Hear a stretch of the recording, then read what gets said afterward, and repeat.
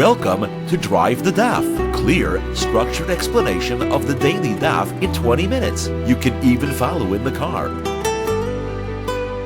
Beitzah Daf.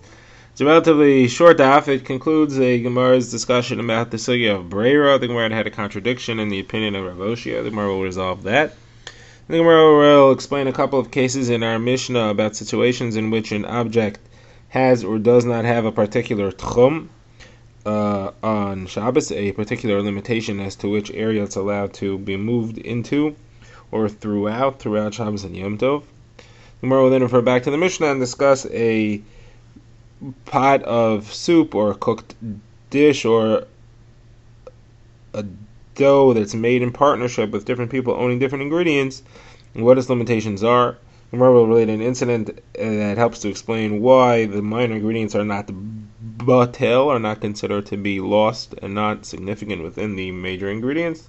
We'll have a conversation back and forth as to whether there's such a thing as bittul of a person's ownership if his owned portion is the minority.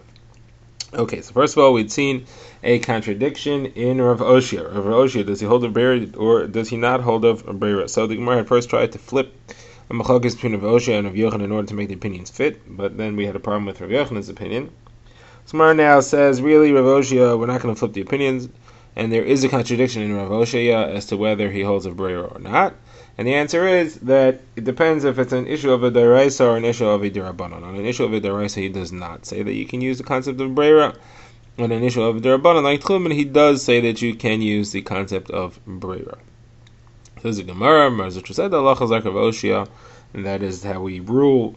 On a deraisa, you don't use breira. On a derabanan, you do use breira. Okay, now the Gemara goes back to the discussion of what tchum an object has. An object is allowed to be moved in Shabbos and Yom Tov within what range? Generally, a person has 2,000 amos from his place of residence in any direction, unless he sets up a specific eruv that moves the circle in which he's allowed to move. It moves the center of that circle somewhere else, so that his range differs. It's the same amount, but it differs as to what it was earlier. So the Gemara says, we'd seen in our Mishnah that if somebody borrows an object from his friend before Yom Tov, then that object now has the tchum of the person who borrowed it. So where I ask, that's obvious. Why would I think otherwise? It's now in his possession. It should have his tchum. The Gemara says the chiddush over here is that even though he didn't actually take physical possession of the object before Yom Tov, he just made up verbally to borrow it before Yom Tov. He only took physical possession on Yom Tov. Still, it has its tchum based on his verbal agreement that he was going to become the owner. Whereas this supports Rav Yochanan, who says that halacha, we had not previously had a support for Rav Yochanan. The Gemara then wants to know what is the chiddush of the next case in the Mishnah. The next case in the Mishnah is somebody who borrows an object on Yom Tov. That means there was no agreement of any sort before Yom Tov. Only on Yom Tov did he borrow it, and over there it has the tchum of the original owner, the lender. So the Gemara says, what will be the chiddush of that? Of course, when Yom Tov began and it was in the possession of the original owner, it should keep that tchum. Gemara says the situation over here is where the borrower borrows this from the lender all the time, and therefore you may think that it should not have the tchum of the borrower, it should not have the tchum of the lender, it should have the tchum of the borrower because he lends it to him so often. He probably just allowed it to be in his tchum, and it was in his tchum when Shabbos began, or Yom Tov began, based on the assumption that the borrower was going to come to borrow it on Yom Tov. Gemara says not necessarily. Since the person didn't show up yet, the lender does not give his object into his tchum. He thinks, hey, maybe he got one from somewhere else. Maybe he doesn't need mine, and therefore he does not allow it to have its tchum. Okay, next case, the Mishnah was where you have a cooked dish or a dough that's made of 3 ingredients, and the 3 ingredients belong to 3 different women. The Mishnah said that the halacha is that it's limited to the tchum of all 3. It can only move within the area that the tchum of all 3 overlap. So Gemara relates an insight. The Gemara says that Rabbi Abba, when he was planning to go to Eretz Yisrael, so he was mispalel, he davened that he should have an opportunity to say chiddush that will be accepted. Now this was not a proper tefillah to have, because you should try to contribute to the conversation and the truth should come out, not necessarily what you said. And therefore, he did not have his request granted. Instead, he had the opposite. And the Gemara relates what happened. Came to Eretz Yisrael, and he found Rabbi Yochanan, Rabbi Chanina bar Papi, and Rabbi Zera sitting together. Or, according to the different version, it was Rabbi Avo, or Shimon ben Pazi, and Rabbi Yitzchak Nafcha. And they were asking what's found in this Mishnah. Why don't we say that the minor ingredients are batal? Why don't we say that, let's say, the dough that's made of flour and water and salt, the water and the salt is the minority. It should be batal in the majority and should only have the halachic status of the flour, and it should have the full tchum of the flour, not be limited by the water and the salt. So Rabbi Abba said, the answer is because there's no such thing as bittul of ownership. If there's a mixture of the wheat kernels of two people, do you say that the person who has the smaller amount mixed into that of the larger person loses his share because his ownership is batel, is nullified by the ownership of the person who owns the larger share? You don't say that. They each own a percentage that's equal to what they put in there. So ownership is not batel.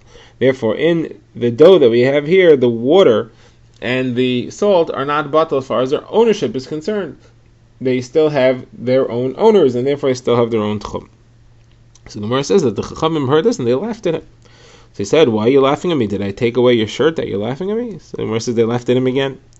So now the Gemara gets into a discussion of what do we accept this concept of bittul of ownership. Rav Abba had said there's no such thing as bittul of ownership. The Gemara says is this true or not? So the Gemara says that Rav Oishia said that they were correct for laughing at him, because it makes no sense. Now he doesn't answer, he doesn't explain why there's no such thing, he doesn't explain why there is such a concept as bittul of ownership, but he just proceeds to show that Rav Abba is inherently inconsistent. Because why did he talk about a case of wheat and wheat? Why did he talk about a case of wheat and barley?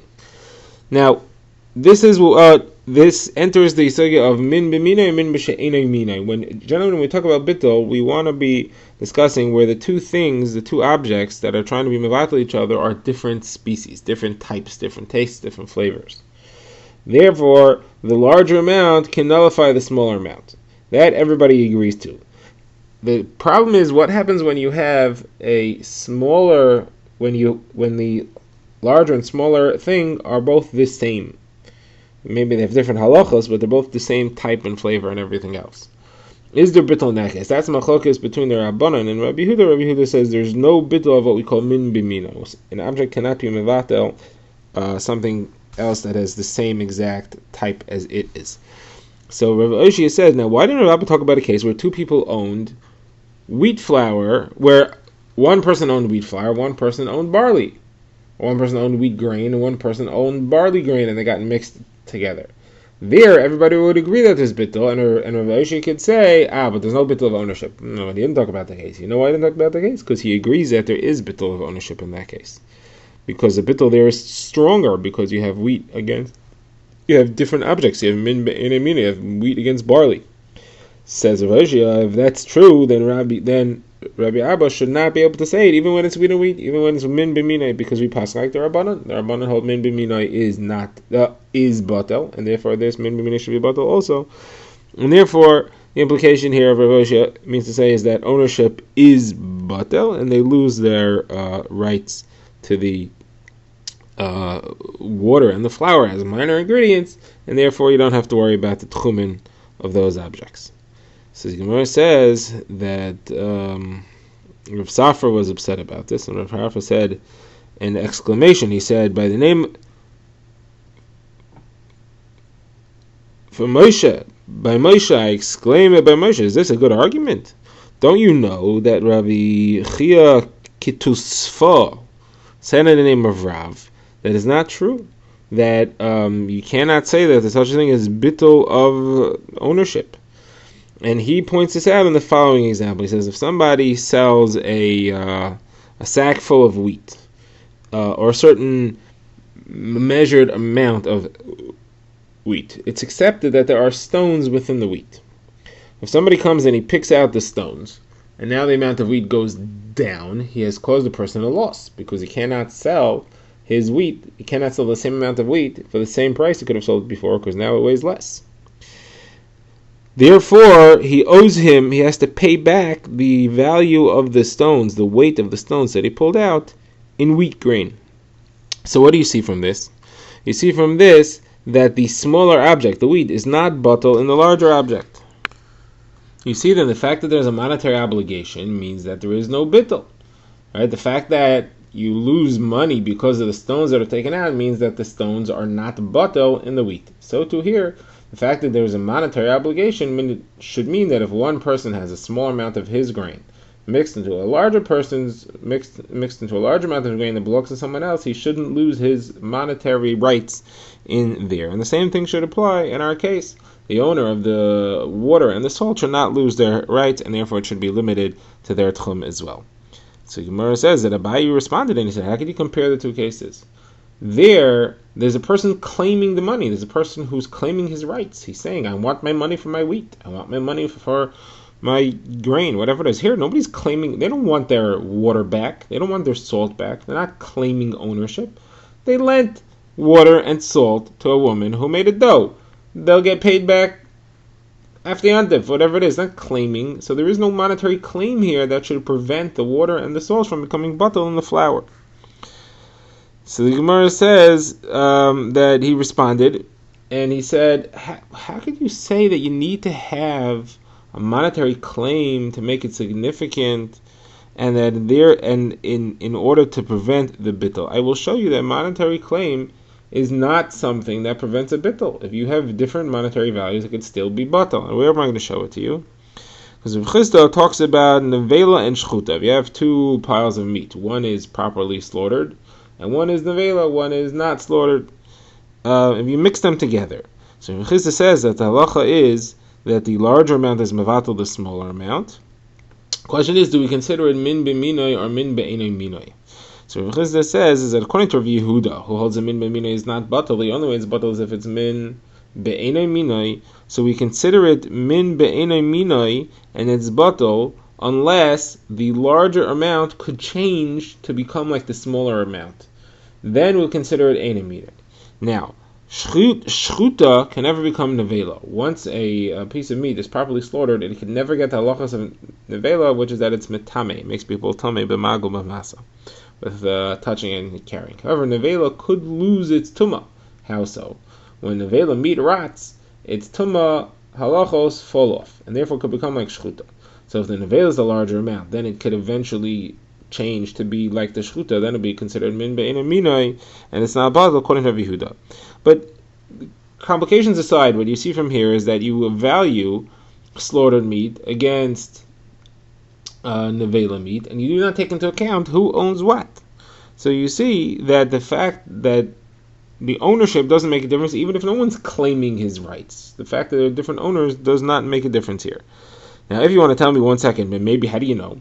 Maybe if one person owned it, it would make a difference. Maybe if one person owned the meat and a different person owned the slaughtered meat, one owned the nevela, one owned the shchuta, it would make a different halacha, and therefore there is no bittul when there is different ownerships. How do that's not true? So I'll show you that that's not correct, because Reb Yochanan ben Nuri says the halacha that a hefker object gets a certain tchum. Now, generally, an object gets the tchum of its owner. What is the tchum of a hefker object? So Reb Yochanan ben Nuri says it gets its own tchum, and a person who finds it on Yom Tov or on Shabbos has 2,000 amos in any direction from that object, irrespective of his own tchum. That object has developed its own tchum. You see then, therefore, that value has a significance, and it makes it's a significant thing as to who owns it, or if nobody owns it, even if there's no one claiming it. No one's claiming the ownership of these hefker objects, but still they get their own tchum. They have a value based on what their ownership is. So you see that there is a value in ownership. Gemara says that Abaye still was not happy with this. He did not accept this argument, and he said, look, you want to prove to me, fine, you can't be mevatel ownership. Ownership is significant, it's important. But in this case, I'm not trying to be mevatel ownership. I'm not trying to say that the water and the salt do not belong to the person who owned them. I'm just trying to say that the iser tchumin that derives from their ownership should be batel. Iser is batel. There, throughout Shas, we see the halacha that iser is batel in a majority of heter.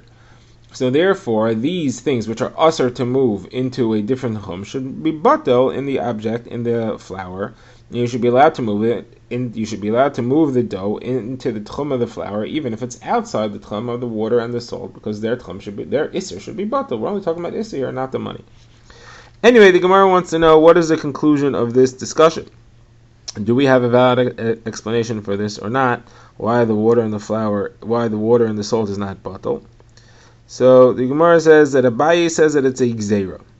It's a gzeira. Really, it should be batal, but we don't allow it to be batal because we're afraid people get confused between that and a case in which three people own the dough really in partnership, where they each own an equal part of all the parts of the dough. In that case, you definitely are limited to the tchum of all three of them, but we don't want people to get confused. Rabbi says a different answer. He says that the water and the salt count as spices, that they give flavor, and the halacha is that even in Isser, flavor-giving or stability-giving objects are not batal in a mixture. Rav Ashi says a different concept of tarovas that applies here. It's called dav sheish matirin.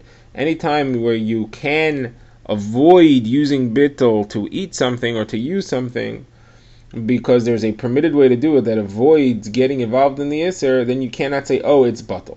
Over here, you shouldn't say that it's batal. You could eat it. You could eat the dough within the tchum that it's in. Why should you rely on bittul to give yourself a heter to move it outside the tchum? You just avoid bittul, and you say it's Eisha Matir, and you don't have to use bittul, and therefore you have no right to use bittul, and you don't say that it's batal, and you have to leave it in the tchum that it's in. Also, Rashi points out you could also just eat it after Yontif. You don't have to eat it now at all.